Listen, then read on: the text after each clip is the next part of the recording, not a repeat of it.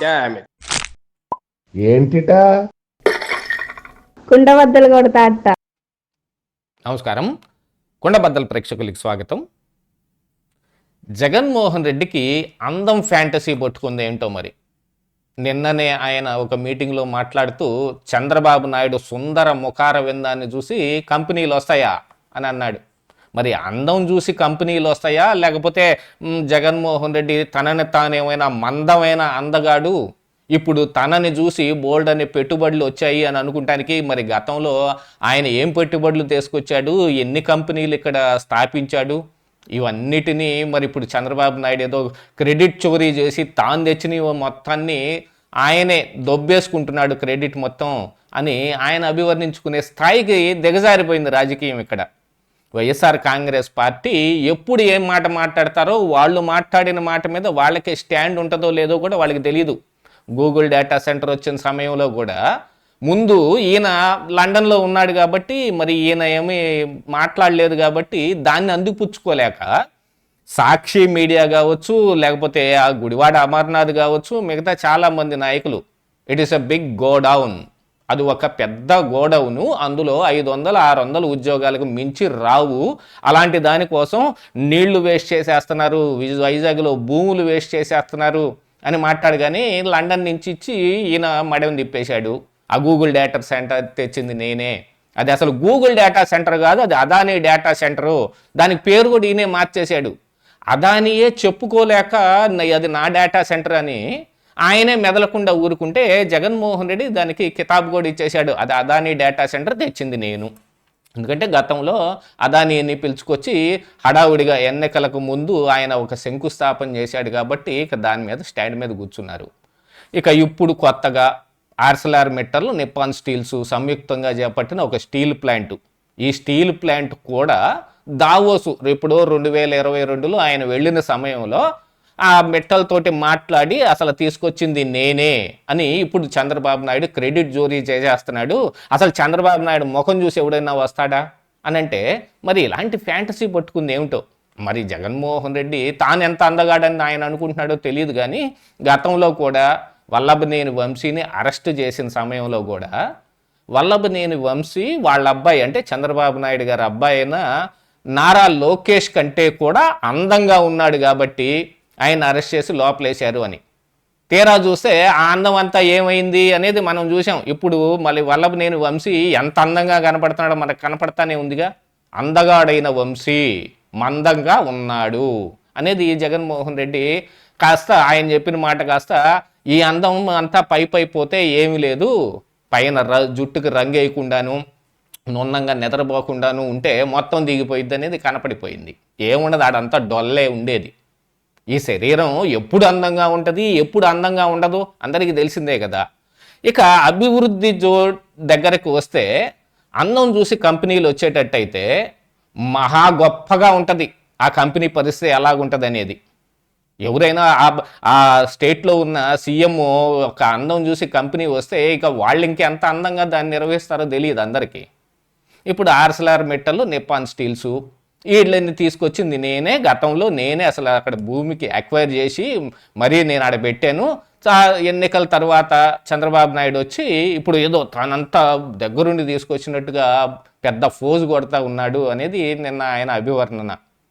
మరి అలాంటి సమయంలో గతంలో ఎప్పుడైనా సరే జగన్మోహన్ రెడ్డి ఇదిగో ఇలాగా ఆర్సెలర్ మిట్టల్ నేను తీసుకొస్తున్నాను అని ఒక ప్రకటన ఇచ్చిన పాపాన్ని పోయాడా? గతంలో ఏమైనా సాక్షి మీడియాలోనన్నా దాని గురించి ప్రస్తావన ఏమన్నా వచ్చిందా? అలాంటిది ఏమి రాకపోగా ఇందులో ఇంకొకటి జరిగింది. జిందాల్ని తీసుకొచ్చి కడప స్టీల్ ప్లాంట్కి రెండోసారి కొబ్బరికాయ కొట్టాడు. ఒంగోని కొబ్బరికాయ కూడా కొట్టలేక రాయెత్తి పైకి పట్టుకుంటే అక్కడ ఉన్న అయ్యవార్లు ఆయన కొబ్బరికాయ రెండోసారి కొట్టాడు. అలాగ రెండోసారి కొబ్బరికాయ ఆ కడప స్టీల్ ప్లాంట్ కొట్టకపోతే ఈ ఆర్సెలర్ మిట్టల్దే కొట్టొచ్చుగా అయినా.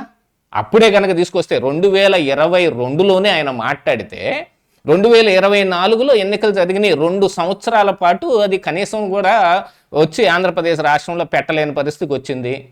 మరి అప్పుడే ఎందుకు కొట్టలేదా కొబ్బరికాయ? ఈ కూటమి అధికారంలోకి వచ్చి 2 సంవత్సరాలు అవుతున్నాయి. ఈ లోపులోనే మరి ఆర్సెలర్ మిట్టల్, నిప్పాన్ స్టీలు అసలు దీని మీద ఈయన మాట మార్చిన సంగతులు ఎన్ని ఉన్నాయి ఆ రోజున? ఏదో గొప్పగా తీసుకొస్తున్నామని చెబుతున్నారు చూసావా, ఆల్రెడీ అవతల వేరే స్టేట్లో వాళ్ళు పెట్టేసుకుంటున్నారు, చంద్రబాబు నాయుడు దుత్తి పూసుకోలు కబుర్లు అని చెప్పే ప్రయత్నం గతంలో కూడా చేశాడు. ఇక ఇది ఇలా వదులుకుంటా పోతే క్రెడిట్ చోరీ అని ఊదరగొట్టు ఓకదంపుడు ఉపన్యాసాలు చేసుకుంటా సోషల్ మీడియాలో పోస్టులు పెట్టుకుంటా ఉంటే జనం నమ్మేస్తారు అనేది ఒకటి. అదే గోబెల్స్ ప్రచారం. కేవలం గోబెల్స్ ప్రచారాన్ని నమ్ముకున్న జగన్మోహన్ రెడ్డి ఇప్పుడు ఇలాంటి మాటలు మాట్లాడుతూ ఇక చివరాఖరికి బాడీ షేమింగ్ దిగాడు. బాడీ షేమింగ్ కిందకే వస్తుంది ఇది. మరి జగన్మోహన్ రెడ్డి పొట్టి గురించి ఎవరైనా మాట్లాడితేనో, లేకపోతే జగన్మోహన్ రెడ్డిని మరి మన పట్టాభి లాంటి వాళ్ళు ఏదో బోసుడీకే అని అంటేనో ఎంత పెద్ద ఉపద్రవం జరిగింది. పొట్టోడు అన్నాడని మరి రఘురామకృష్ణరాజుని తీసుకొచ్చి కస్టోడియల్ టార్చర్ చేశారు. ఆ తర్వాత పట్టాభిని కూడా అరెస్ట్ చేసి ఉన్న పోలీస్ స్టేషన్లన్నీ తిప్పి ఆయన కూడా ఇబ్బంది పెట్టే ప్రయత్నం చేసి అంతటితో ఆగారా? తెలుగుదేశం పార్టీ కేంద్ర కార్యాలయం మీద దాడికి కూడా ఉపక్రమించారు. ఆ దాడిని మొత్తం తాడేపల్లి ఆఫీసులో కూర్చొని మానిటరింగ్ చేశాడు సజ్జల రామకృష్ణారెడ్డి. మరి ఆ సజ్జల రామకృష్ణారెడ్డి ఏమన్నా బాగా అందగాడా ఈయన పక్క నుండి ఈయన మాట్లాడాల్సిన మాటలన్నీ ఆయన మాట్లాడటానికి? పోనీ అందం గురించి చెప్పాలని అనుకుంటే మరి ఇక ఎవరు అందగాడు? ఇక ఆయన వంశంలో అందరూ అందగాళ్లే పుట్టారా? లేకపోతే జగన్మోహన్ రెడ్డిది తందొక్కటే అందం అనుకుంటున్నాడా?